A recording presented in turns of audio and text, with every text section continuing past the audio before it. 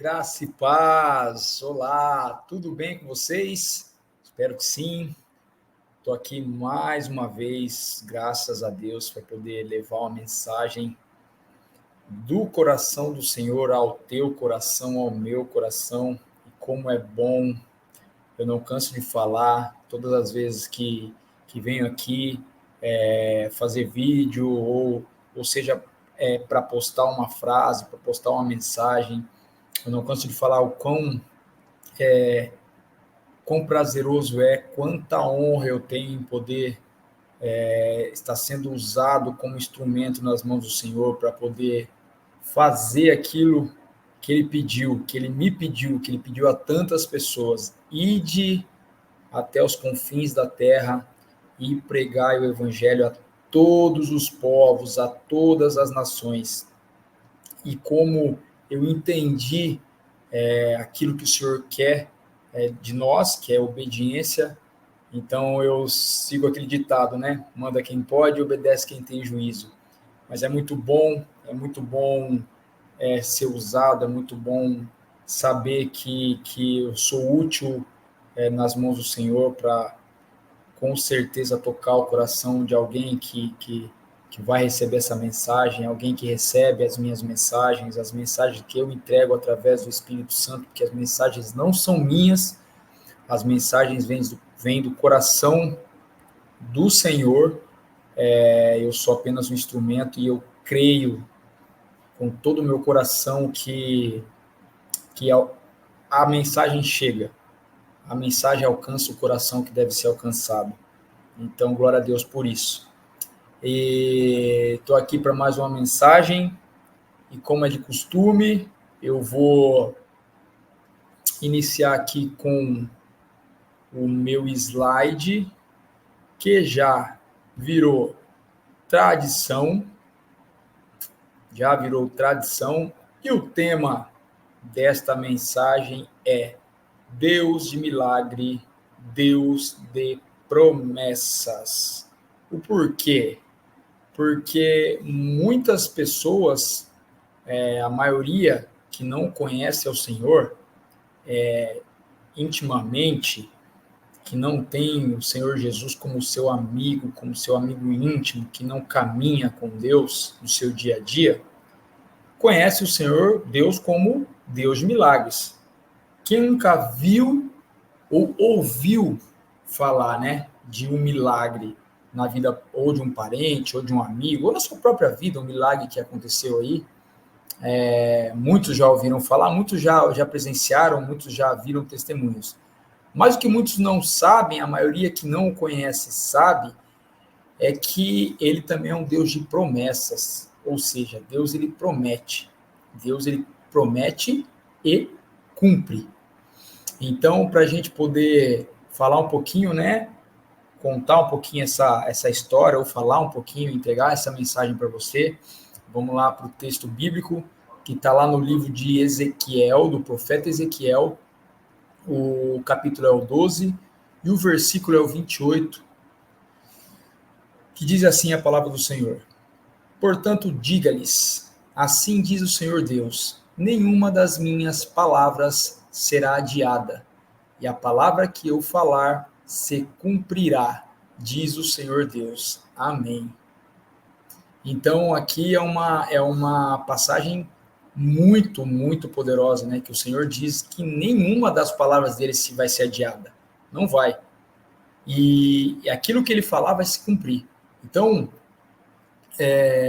Deus mostrando aqui o caráter dele. O caráter dele. Aquele outro ditado, né? Promessa é dívida. E com Deus, muito ainda, né? Porque o caráter dele é esse. Deus ele não mente, né? Não tem como. Então, que poderosa essa palavra. Então, vamos lá para a gente poder meditar um pouquinho nela. Eu anotei aqui. O Senhor, Deus, literalmente, é um Deus de promessas. Existem inúmeros versículos na Bíblia Sagrada que relatam as promessas do Senhor para o seu povo. E o principal de tudo é compreendermos o caráter de Deus. E um deles é a sua fidelidade. Deus é sim fiel. E aqui eu trouxe um versículo que está lá no livro de Números, capítulo 23, versículo 19, que diz assim: Deus não é homem para que minta, nem filho de homem para que se arrependa. Acaso ele fala e deixa de agir? Acaso promete e deixa de cumprir? Então, olha só que mais uma passagem, mais um versículo, mais um texto bíblico poderoso, né? Então, ele não mente, ele não se arrepende, ele promete e ele cumpre, né? E isso faz parte do caráter de Deus. Deus ele é fiel, sim, né? Deus é fiel, aquela frase que a gente vê, Deus é fiel, isso não é frase de clichê, isso não é mera frase como eu posso dizer, para te deixar, para te dar estímulo. Não. Isso é o caráter de Deus. Deus ele é fiel, né? Passagem que lemos anteriormente do livro do profeta Ezequiel, capítulo 12, versículo 28, o Senhor Deus nos garante que o seu tempo chegará na minha e na sua vida, e que nada que ele promete será adiado, e nenhum dos seus planos poderão ser frustrados. Isso está escrito lá no livro de Jó, capítulo 42, versículo 2. Nenhum dos seus planos poderão ser frustrados. Tudo que Deus promete já tem hora e data marcadas para acontecer. Mas como saber que isso realmente é verdade? Então, assim, como saber tudo isso, né? Que isso é verdade, que realmente Deus ele não é homem para que minta, nem filho do homem para que se arrependa, que tudo que ele fala vai acontecer, que ele cumpre as promessas dele, que nenhum dos planos dele pode ser frustrado. Como saber que isso é verdade? Como saber que realmente isso vai acontecer, né? A gente precisa perseverar na busca em conhecer Jesus. Então, como é que você vai saber como Deus age, quem é Deus e se realmente tudo aquilo que ele fala é verdade? Você precisa conhecê-lo intimamente, você precisa conhecê-lo pessoalmente. Você não pode ficar preso a conhecer Jesus apenas pelo que os outros falam para você, apenas pelo que eu estou falando aqui para você agora, apenas pelo que o seu pastor te fala, pelo que o padre te fala, ou porque qualquer outro que você ouve na internet, ouve de outras pessoas.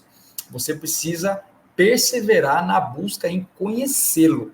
Então você precisa buscar conhecer o Senhor intimamente. Você precisa ter uma intimidade com Deus, um relacionamento com Deus. Só assim você vai ter acesso à vontade de Deus. Você vai entender que a vontade dele é boa, perfeita e agradável. Então você precisa ter uma vida de intimidade com o Senhor. E aí você vai tirar as suas próprias conclusões, se tudo isso que eu estou falando, tudo isso que está escrito, é verdade ou não. Uma das primeiras e principais promessas feitas aqui, mostrando que realmente tem muita passagem bíblica onde Deus promete algo ao seu povo. E a gente vai ver no decorrer dos textos que essas promessas são cumpridas. Elas se cumprem, né? Uma das primeiras e das principais promessas feitas por Deus foi feita ao teu servo Abraão, né? Que está lá em Gênesis, no capítulo 12, o versículo 1 e 2, que diz assim: o Senhor disse a Abraão, saia da tua terra, da sua parentela e da casa do seu pai, e vá para a terra que lhe mostrarei. Farei de você uma grande nação, e o abençoarei, e engrandecerei o seu nome. Seja uma bênção. Aqui já o início da vida íntima de Abraão com o Senhor. Então, a primeira promessa, né? Sai da sua terra, sai do meio dos seus parentes e vai para uma terra que eu vou te mostrar.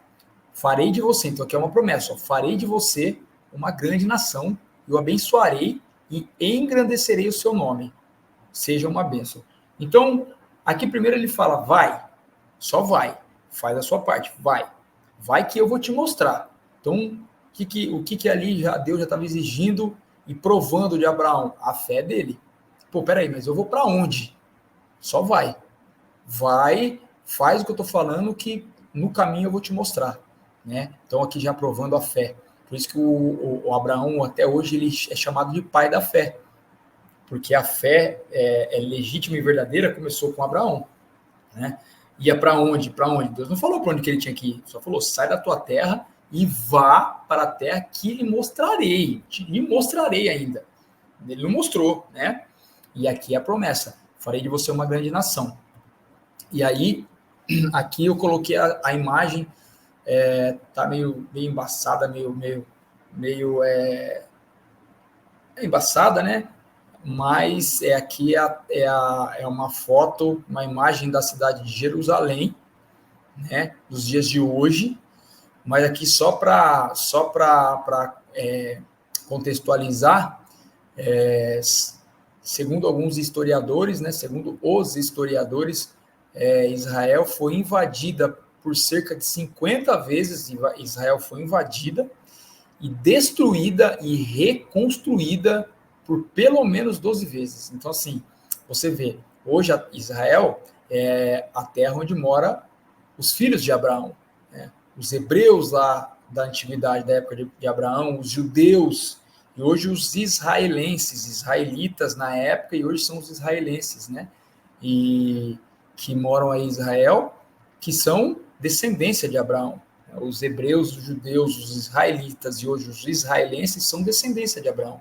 Então, a gente pode ver que a promessa do Senhor, ela se cumpre, né? Que ele falou aqui: farei de você uma grande nação. A gente sabe que Israel é uma grande nação, os judeus são uma grande nação pelo mundo, e até hoje, né, a cidade de Jerusalém, aí, o país, né, de Israel é poderoso, é grande, e é um povo próspero, e persiste, né? A cidade de Jerusalém é uma das cidades mais velhas do mundo, e é a cidade que sofreu com tanta invasão e destruição e está em pé, mostrando que realmente Deus ele cumpre aquilo que ele promete, né?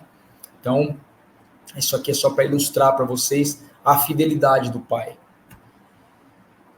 Algumas outras promessas do Senhor na Bíblia, está lá a promessa feita a José do Egito, né, que tem aí filme, tem novela, tem série sobre a vida de José, né, que a promessa feita a José por Deus através de sonhos. Então, teve lá aquela situação. Quem não conhece essa história, a história de José, o que aconteceu de José, vai lá no livro de Gênesis, a partir do capítulo 37, você vai conhecer e entender a história de José. Mas isso tudo começou, o que José se tornou no final da vida dele o segundo maior do Egito. Acima dele era só o faraó. José ele assumiu um cargo que até então não existia, foi criado para ele, que foi ser governador do Egito. Não existia, quem comandava o Egito era o faraó e mais ninguém. E criou um cargo de controle, de domínio do Egito, que foi dado a José como governador, mas isso tudo foi falado para José. Deus usou sonhos para mostrar isso a José. Deus falou, prometeu para José em sonho que aconteceria isso, e se cumpriu aquilo que Deus falou. Promessa feita a Davi, né, que Davi seria rei de Israel, através do profeta Samuel.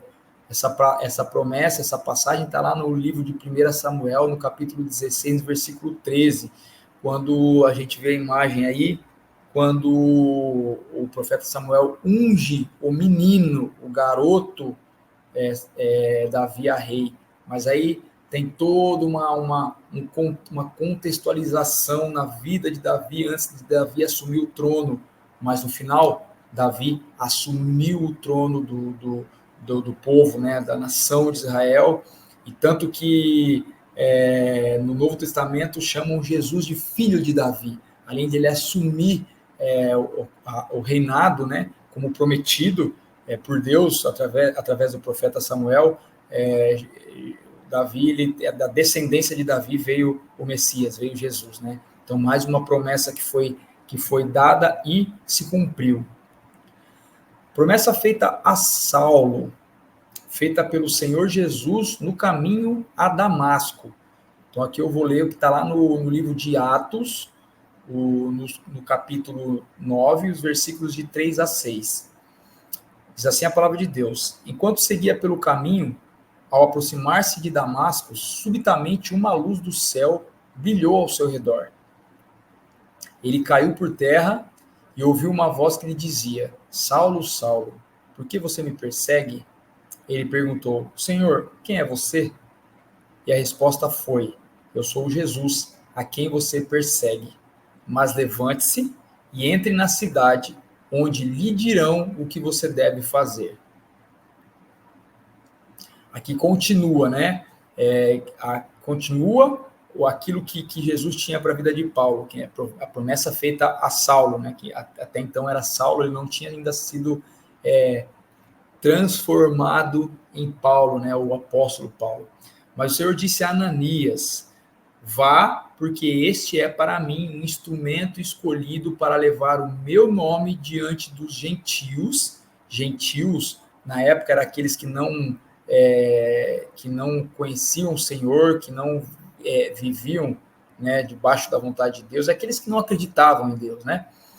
Diante dos gentios e reis, bem como diante dos filhos de Israel.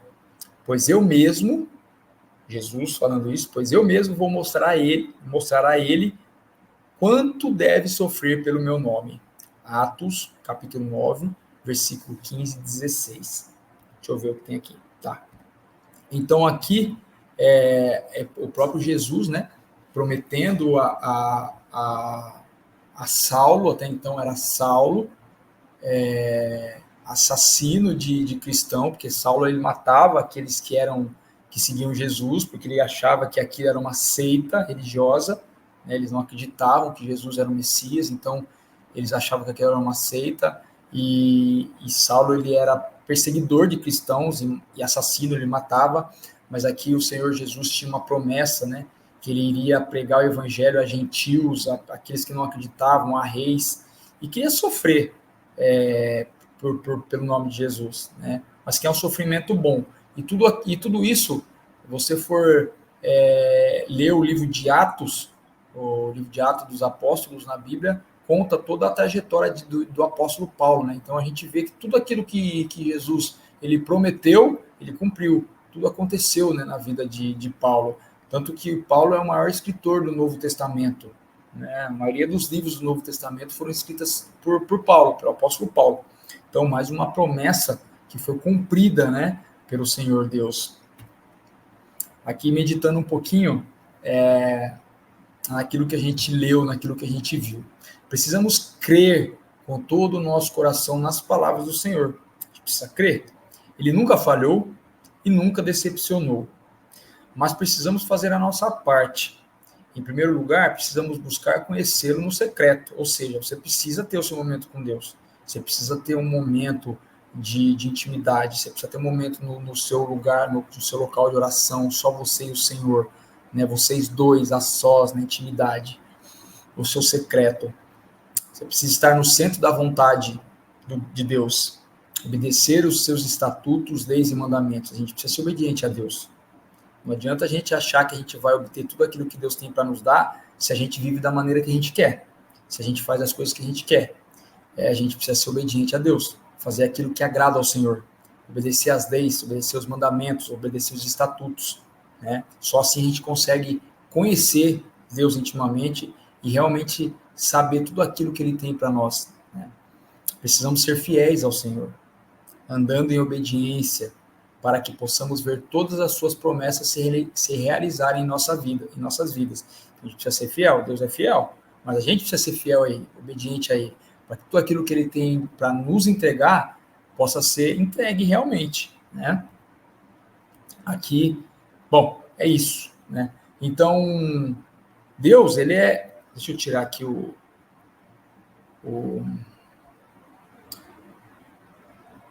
tirar o PowerPoint. Aí. Então, o que o Senhor quer dizer a mim e a você? A gente precisa confiar no Senhor. As promessas dele, elas se cumprem. Deus ele promete, ele fala, ele nos entrega promessas, seja através de sonho, seja através de visão, seja através da voz falando com você, do nada. Deus, ele fala do jeito que ele quer, da maneira que ele quer.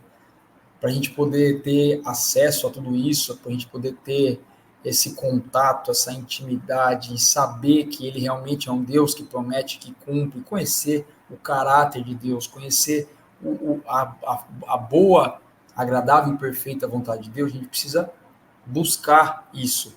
A gente precisa fazer a nossa parte, que é buscar conhecer realmente o Senhor. O Senhor, ele quer se relacionar. Ele é desejo do coração dele ter relacionamento com a tua criação. A Bíblia diz que nós, seres humanos, somos a criação perfeita, somos criados à imagem e semelhança dele.